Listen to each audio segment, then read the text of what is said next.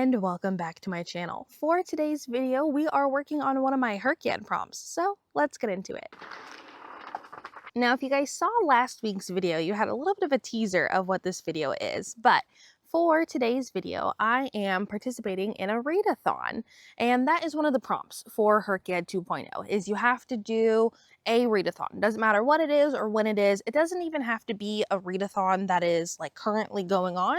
If you found a readathon from like 2019 or something like that, you could do that readathon. You just have to follow the rules that was set at that time. So I was researching because I've never done a readathon before, and I was like, okay, this will be fun, but I wasn't sure what readathon I wanted to do, and I was kind of struggling with finding a readathon that really sounded interesting. And then I stumbled upon Not So Scaryathon by the Bright Side Girl.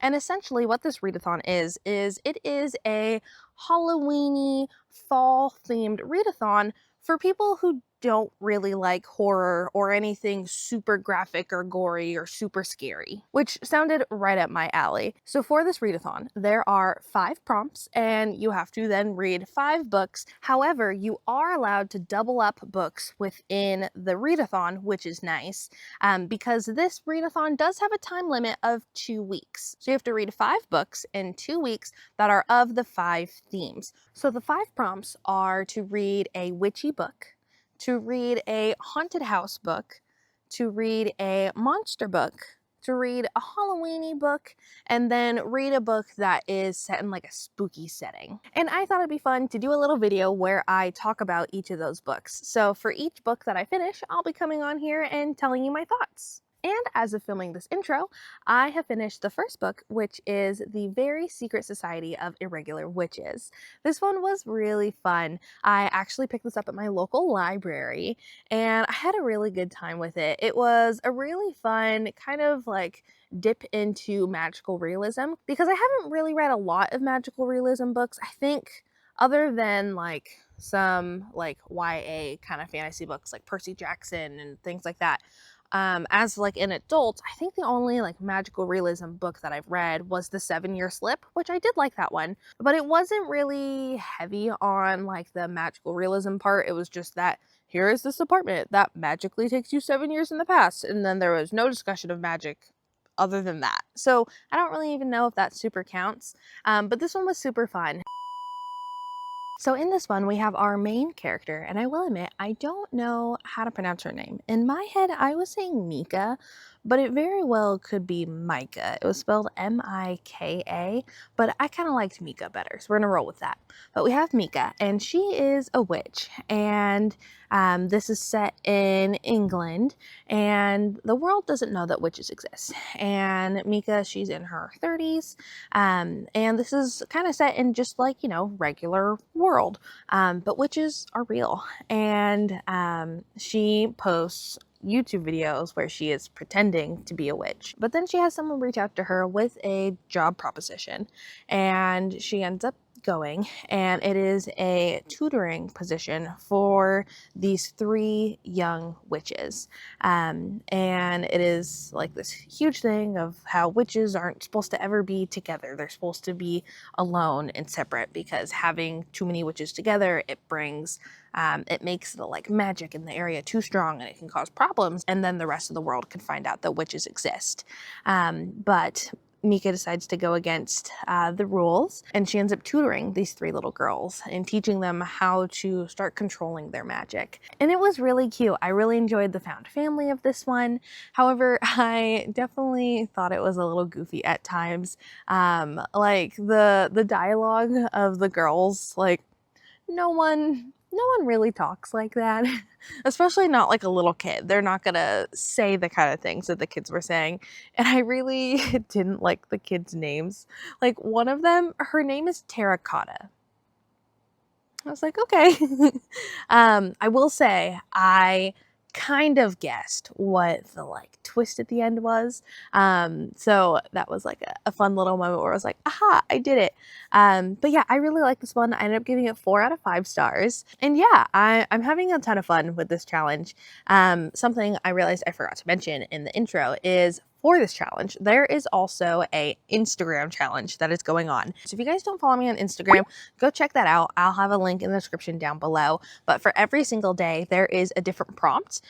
So I've been having a ton of fun taking a bunch of different pictures and posting them for each prompt. And it's been a really fun challenge having to post every single day. Alrighty, so that is 1 out of 5. So I will check back in once I finish our second book of this readathon. Hello again. So I'm about to film a different video, and I figured while I have my lights and everything out, I might as well film my next check-in because I have finished my second book for Not So Scaryathon, which was Looking for Love in All the Haunted Places. This one was super fun. I am really enjoying doing this readathon. It's really kind of pushing me to read things I wouldn't normally read, and I'm really having a good time. I used to always say that I didn't like paranormal books, but I'm kind of thinking that maybe I kind of like cozy paranormal things. So in this one we have Lucky, who she has some kind of like ESP abilities where she's able to read people, and she has auditioned for this TV show about this haunted house.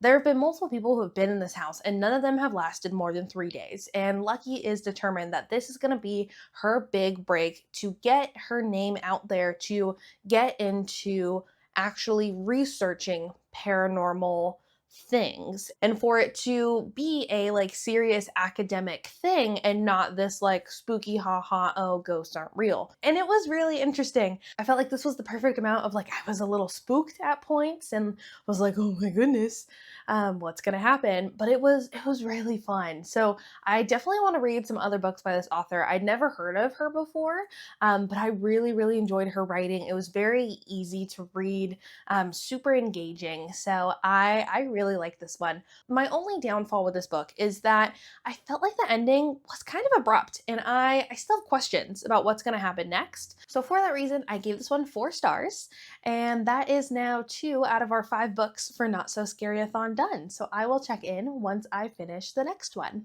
Hello again. So I just finished Pumpkin Spice and Poltergeist, and this one was really fun. So this is a sapphic romance. We have our 2 main characters, Jordan and Harlow. Harlow, she just moved to Maple Hollow, and she moved in with her sister, who owns a coffee shop there. But when Harlow gets there, her sister Willow informs her that this small town, it isn't just a regular small town that loves Halloween. In fact, all of those creatures that we believe don't exist are real, and they live there in that town. And in fact, Jordan, who Harlow just met, is actually a witch. And Jordan is currently being haunted by her ex-girlfriend, and the ghost of her ex-girlfriend is trying to help her move on and is kind of being like a ghostly wingman to Jordan. This one, it was really fun, totally different than what I would normally read. I used to always say that I didn't like paranormal, things like that about ghosts and demons and things, but I think I just don't like the scary aspect of it. When it's something like fun and kind of cozy like this, I had a good time. I don't know if I'll pick up the second one, maybe not, but I ended up giving this one 3 stars. So that is 3 out of 5 books. So I will check back in once I finish our 4th book. Hello! So I apologize, my office is a little bit of a mess, but I just wanted to check in because I finished our 4th book of Not So Scaryathon. I just finished A Ship of Bone and Teeth, and this one was so much fun. So I realized I've never read a pirate romance before, so that was really fun. However, I will say I definitely didn't understand a lot of the like ship talk. Like I don't know what all the commands and everything mean, but it definitely set the vibe. But I am getting ahead of myself. So this one is a Dark Little Mermaid retelling, and I absolutely loved it. I had so much fun with this one. So in this one, we have Marin, who is a siren. She is 16, and after the death of her mother, she's just feeling a lot of big emotions. She's feeling like she just doesn't fit in. She's feeling like her family members don't see her, and so she basically runs away from home, and she finds herself in this this completely strange land that she's never seen before, and she surfaces and she sees this man, and she is just absolutely captivated by him. And so she makes a deal with a sea witch to turn her fins into legs. But it turns out that Prince Eric, Aerik, is kind of a dirtbag. And then we get a time jump of 10 years, and Marin is just miserable. Her life isn't anything like what she thought it would be, and she's just incredibly unhappy and in this very abusive, toxic relationship with Prince Eric. And they are on one of the royal ships sailing back to home when their ship is overtaken by pirates. But there's something off about these pirates. They are incredibly strong and incredibly fast and incredibly durable. What would normally hurt someone doesn't seem to hurt them the same way. My one real critique to this one is I just felt like the big battle at the end, I felt like it was just kind of over really quick and was maybe a little too simple.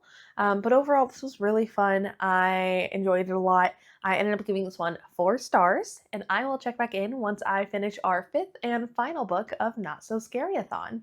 Hello. So I am in my front yard in a different spot. I'm hoping it's a little bit quieter over here, a little bit further away from the road. However, now you might be able to hear my neighbor's goats. So who knows? It's a couple days later, and I finished my last book for Not So Scaryathon. Our last prompt was a spooky setting, and I decided instead of doing like a fantasy, I would do a mystery thriller. And I remembered that I had a book that I downloaded on my Kindle as my Amazon First Reads a couple months ago, and that was Death Row by Frida McFadden. This one is a short story about a woman named Talia who is on death row for allegedly murdering her husband. But throughout the years, she still maintains her innocence and is insistent that she didn't do it. But none of her appeals have been granted, and she is days away from her execution. Usually, I'm a really big fan of Frida McFadden, but I just wasn't really a big fan of the twist in this one. So I ended up giving this one 2 stars, which is okay. This one just wasn't really for me. But that was our last book for Not So Scaryathons. So that is it for today's video. Thank you guys so much for coming along with me as I participated in Not So Scaryathon. Once again, a huge shout out to the Brightside Girl for creating this challenge. I had so much fun doing this. This was my first ever readathon, and I had so much fun doing the Instagram challenge along with this one. I 100% will be looking for more Instagram challenges to do in the future because it was such a fun challenge having to post on my Bookstagram every single day. Make sure you guys subscribe. I post videos every single Wednesday, and let me know in the comments below if you've read any of the books that I talked about today, and I will see you guys next week. Bye!